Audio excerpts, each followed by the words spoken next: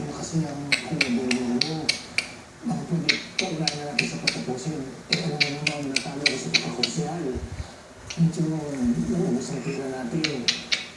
Isang taon na ako pipigil sa pag-aaral.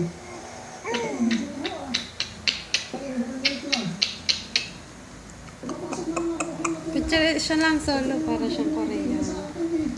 Ayusin mo naman. Ito, bakit niya dyan? Bless you. Ayusin Para mo. siya yung nasa Koreanong ano. Ang pogi ni Totoy. Pag ayusin mo na sa ulo.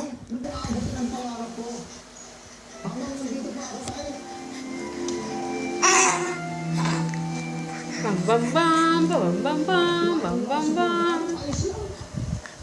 Pogi, pogi, yung pogi. Abandon, pogi.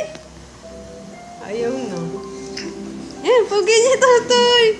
Pogi, siya lang, siya lang.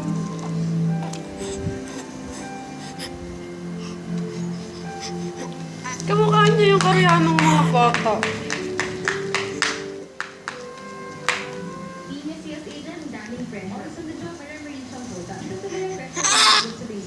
Eh tayo mo kasi, diretso. Yun yun.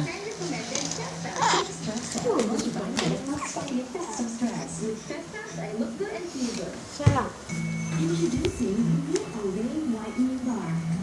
Yan, namagay ni Tatay. Smile.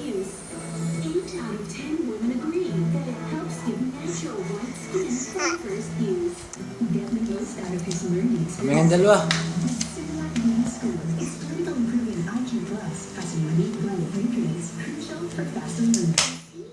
Kami ng dalawa. Hindi mo siya kita.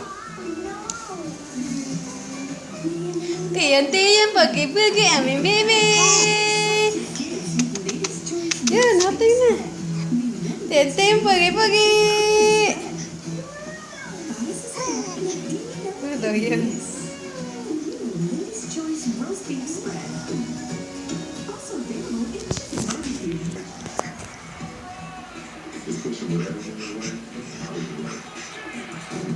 It's making a clear move with your own personal twist. Just like my new square mix. The same flavors in the last story, with some cherry and orange flavor. Just the way I like it. Pogi ni Tatay, nakaputi. It's bright, it's classy like a king. Sadyang maputi sa iyo't bata. Tapos pag matanda niya yung mga ganyang kulay, hindi niya.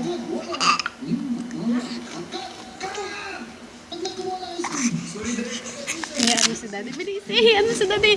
Ano si Daddy? Kita dito. Ang basa.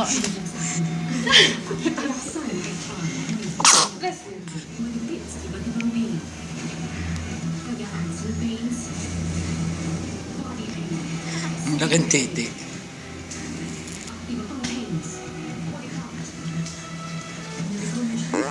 Nakaw! Bilis!